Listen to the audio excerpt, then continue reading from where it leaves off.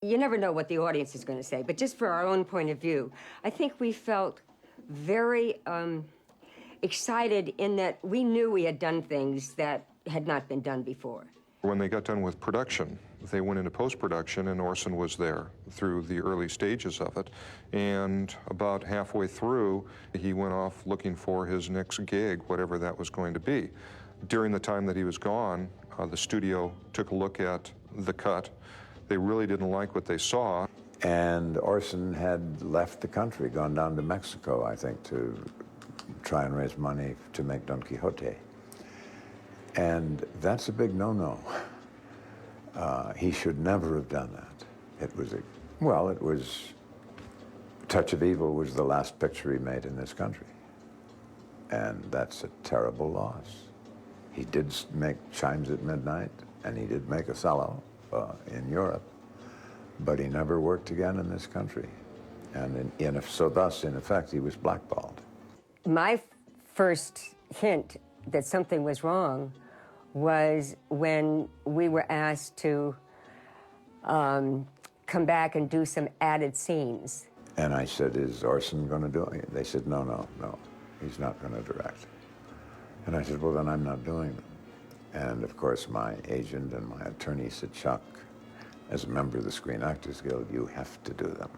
And I realized, of course, that was true. Harry Keller had been hired to write the connecting scenes, they said, the clarifying scenes, they said, and direct these added scenes. I can't say that making those shots hurt the film or particularly helped the film, but it was a very sad event. They rewrote sections, reshot, re-edited, and ended up with what we referred to as the preview version.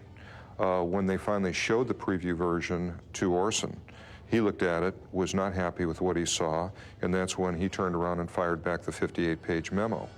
The memo that Orson Welles wrote on the night of December 4th, 1957, was a pleading memo to not dramatically alter the picture, but to change it within significant punctuation points to make it play as a better and more commercial movie. He felt that the story was more confusing in the Universal's cut than in his.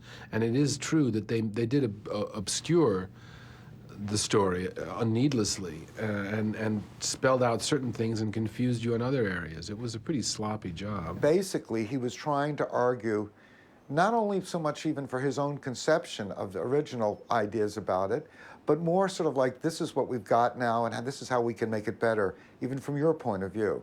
Orson always said that it was rather puzzling to him, that he didn't really know why the studio turned against the film. He said they had loved all the dailies, because once they saw it put together, it seems to have offended them in some way. I can understand it. I mean, Universal was not noted as being a studio of unusual cinema. This was a pretty unusual film with the cross-cutting and the darkness of it and the kind of savagery of it. Touch of Evil was originally previewed in February in Los Angeles of 1958. After the preview, a woman came out to a studio executive and proclaimed that this was the ugliest, dirtiest movie she had ever seen, and hit the studio executive with a handbag. By that point, the studio decided to go back and cut that version, which was 108 minutes, down to 96 minutes, which was what was released, which is a really bastardized version of even the preview version. The home video version, which says restored, is basically a hybrid of the short version and the long version, because the short version, though 96 minutes, has scenes that play a little longer. They decided, okay, we'll take every long scene we can and we'll put it together and we'll come out with a super long version. But it was still not Welles' version. Rick is the one who had the idea of seeing if he could convince Universal Pictures to go to the memo and try to follow all the instructions. There was some resistance at first, but then eventually they said, okay, let's give it a try.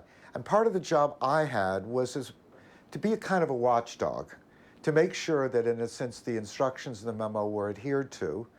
I was sort of like the designated Welles scholar, if you will. I called Walter and I said, Walter, I have this Orson Welles project, this 58-page memo. You are the only person I feel can carry out this project. The changes that he talked about in the memo roughly divided into two parts. Half of them were trying to undo the damage that the studio had done, removing elements that the studio had put in order to make the film clearer, in order to make it simpler for an audience. One of the biggest changes in the film comes right away with the opening shot of the film. We didn't change the length of the shot at all. What we did do was remove the titles that the studio had put over the shot. That was the first element that we found, which was the textless opening. Naturally, since they're putting titles on the film, they also put title music over the film.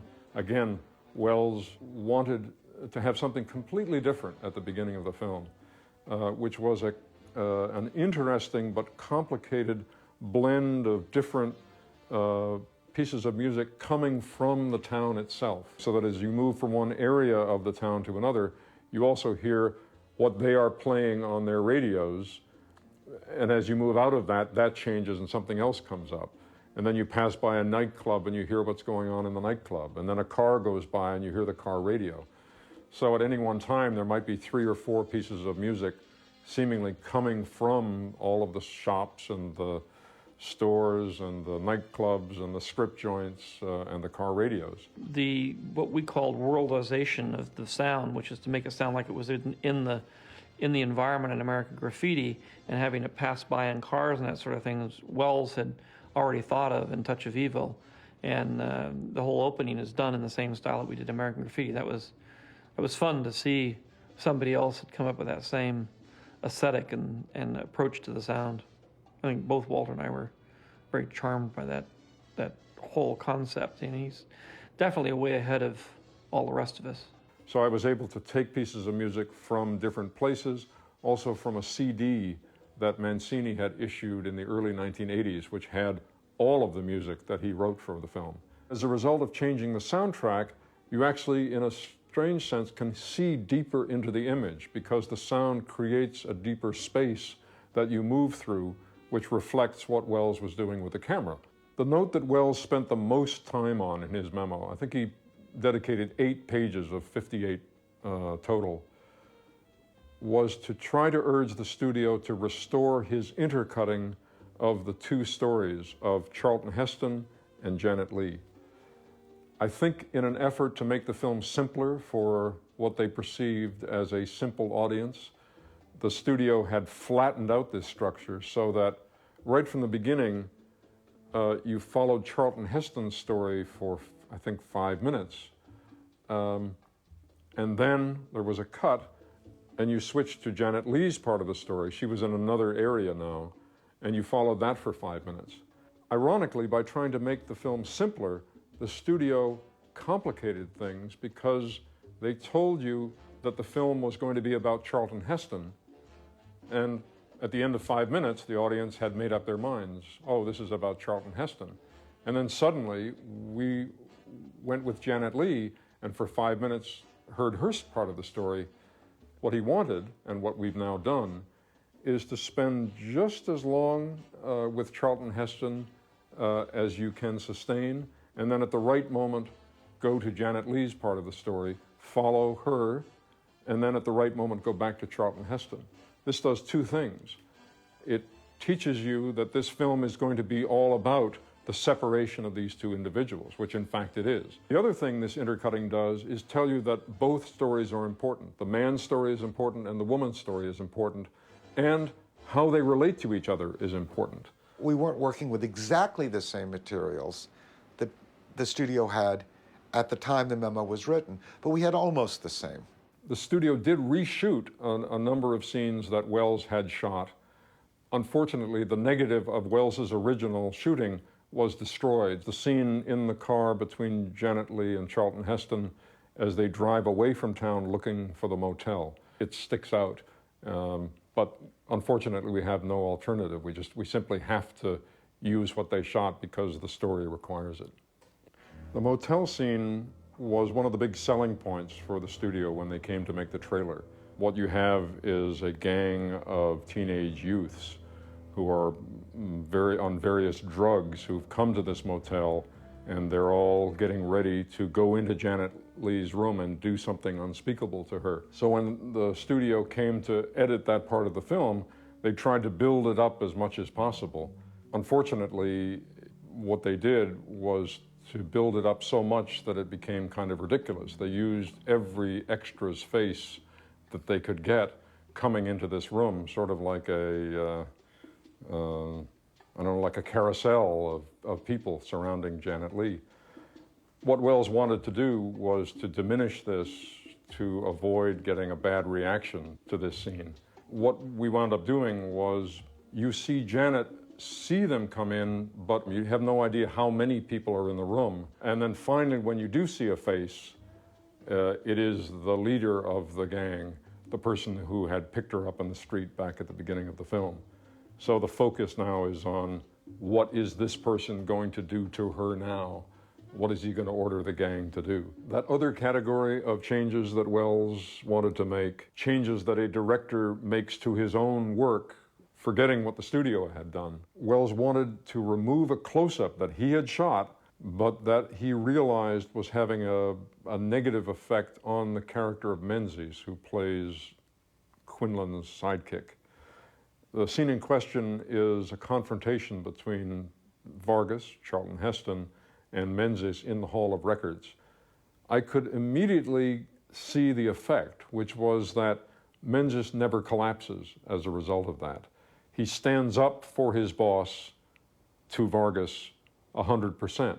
As a result, everything that Menzies does in the film after that, he does on his own account. He does it because, as painful as it is, he realizes that it must be done. He doesn't do it because someone else has the goods on him, has a leash around his neck. At the end of the film, when people see this new version, they say, that character is a really important character.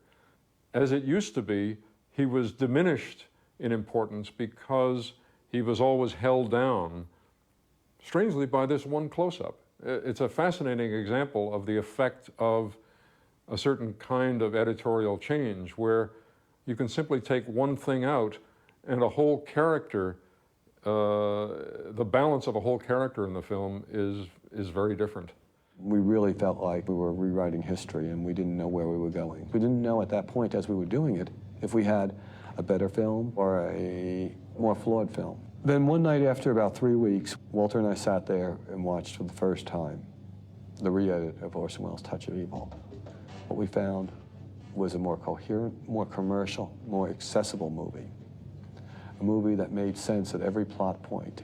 I don't think one can definitively say this is Orson Welles' version, because of course Orson Welles never had the opportunity to execute this version and see it and react to it. But I think it's infinitely better than the version that existed between the two, which was the longer version, that just, it had the advantage of having more footage, but without the shaping that was done so well in this reconstruction. Orson Welles is a great filmic artist, and I've learned a lot from him because I studied his films. I studied them in school, and I studied them after school.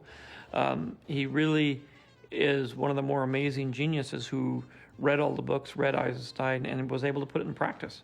So you can actually see a lot of the things that a lot of the other theorists talk about, they actually see in his movies. I think he's as close to a genius as anybody I've met in all my 60-some years in the business now. He's absolutely brilliant, absolutely brilliant. You know, as usual, there is this terrible consolation of being 40 years ahead of your time. You know, it's like he used to kid about it. I wish I'd be on time sometimes, you know. It'd be nice to just be of the moment as opposed to always being ahead of yourself. I think it's wonderful that there's an attempt to make the cut that Orson Welles saw in his head. And I think Orson would be thrilled. I think he'd be so happy that the picture's coming out again and being seen. About a year or so before he died, I remember I was with him and he said, sort of in passing, and I can't remember what the reference to was, but he said, "God, how they'll love me when I'm dead." We're standing here at the corner of Windward and Pacific in Venice, California, which served as the location for the border town in Touch of Evil. And this actual intersection was very much the hub of that border town. And these buildings with the arches used to continue blocks in each direction and all the way down to the ocean. They've been torn down now for the most part, but they were still here when Wells shot the movie. Venice was built and developed by an industrialist named Abbot Kinney, and the idea was that it was a fashionable seaside resort. As the decades went by and oil started being pumped around here and the canals filled up with sludge and all, the whole area fell into disrepair. And at the time that Wells shot the movie, many of these buildings were vacant and falling down, and it added to the whole corrosive atmosphere and probably, in fact, suggested the location to him as that border town. This alley is called the Speedway. It's a one-way alley that runs the length of Venice, Santa Monica at the north, the entrance to the Marina del Rey Channel at the south. This is the street where Charlton Heston in the movie drives down here in the open convertible with the man from the DA's office while they're conspiring to get evidence. What's unusual about it is that the shot was done right here on location going past these very same buildings rather than, as was typical in the 50s in a studio movie, with a process shot. And that reality, that feeling of speed adds to the urgency of the scene in the movie. In the 50s, when the movie was shot, this entire area was an oil field covered with oil wells and derricks with only the odd house or beach cottage sprinkled in between. Near the end of the picture, Charlton Heston follows Orson Welles and Joseph Kalia along here, and there's a high-angle shot from over there, and you see this little Spanish bungalow sort of alone in the midst of this oil field. Of course, now the entire area is covered with condominiums and apartment buildings. Charlton Heston follows Orson Welles and Joseph Kalia as they cross from the oil wells over this bridge. Heston goes down the slope into the water, surreptitiously taping them, gathering evidence. And of course, at the end of the scene, Welles, when he's shot, falls into the murky waters of the canal. Until the last few years, all of this land around here was empty. The bridge, of course, has been rebuilt since the 50s.